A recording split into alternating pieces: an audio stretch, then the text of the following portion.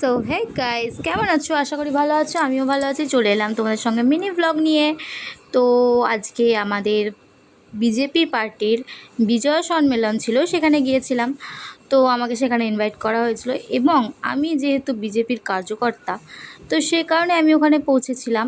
আর ঠিক আমাদের প্রোগ্রাম শুরু হয়েছিল 4টে থেকে। ঠিক আমরা 4টের আগেই গিয়েছিলাম, কারণ আমাদের কিছু কাজ ছিল সে। তারপর দেখো সবাই আস্তে আস্তে শুরু করেছে, মানে আসা শুরু করেছে।